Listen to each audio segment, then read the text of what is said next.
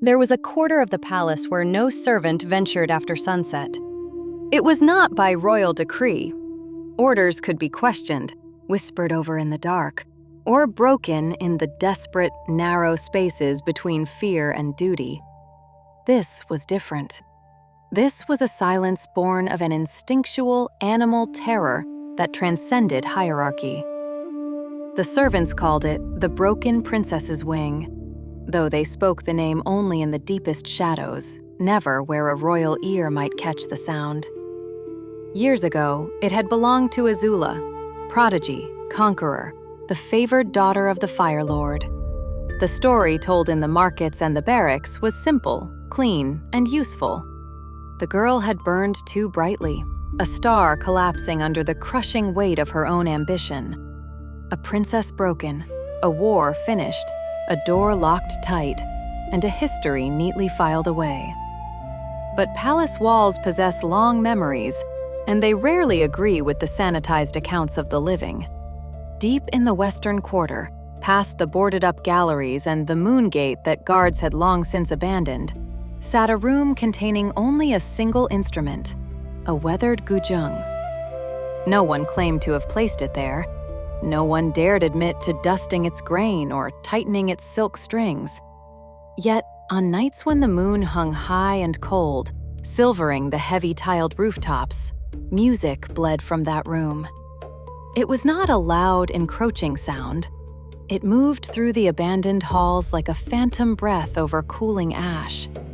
The melody was too delicate to be a threat, yet too profoundly sorrowful to be peace. It slipped beneath locked doors and filtered through paper screens, haunting the desolate courtyards until the very fire in the wall sconces leaned toward the sound, their flames bleaching to a ghostly, listening blue. The court no longer spoke of the princess. Instead, they whispered of the entity that occupied the void where the princess had supposedly vanished. Blue Flame. Some claimed she was a vengeful spirit draped in royal silk, tethered to the palace by unfinished business. Others whispered she was a silent assassin, a secret weapon kept by the Fire Lord for enemies too dangerous to name. The boldest, or perhaps merely the most foolish, suggested that the princess had returned from the crucible of her own madness, tempered by a fire that was no longer loyal to any throne, not even her own bloodline. On the night of the deepest full moon, the western wing was uncharacteristically silent. The halls were washed in pale, rhythmic light, and the wind stirred the ancient, faded banners until they resembled dying embers struggling for one last glow. Then, footsteps crossed the threshold. They were slow, unhurried, and possessed of a terrifying, measured certainty. The woman who entered wore royal blue, not the burning, aggressive crimson of her kin, nor the stark black and gold of imperial conquest.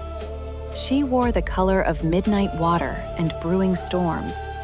Her robes shifted like smoke, the hem embroidered with flames so intricate they seemed to writhe against the fabric.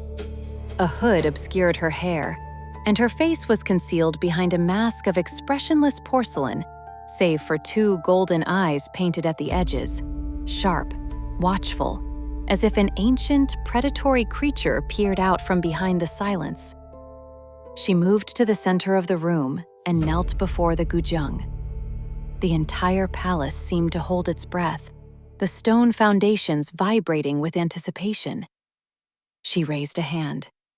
Blue fire bloomed at her fingertips, not with a violent roar, but with a silent, consuming grace. It curled around her fingers, casting impossible, vivid light across the dust-caked pillars and the long-forgotten screens.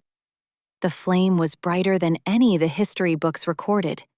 It was the fire of a woman who had transcended the cage of perfection and found something more dangerous in the ruins. She touched the strings. The first note shivered into the room, clear, sharp, and achingly alive. It was a vibration that didn't just strike the air, it dismantled the silence.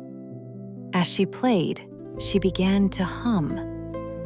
It was not a Fire Nation anthem, nor an Earth Kingdom lament.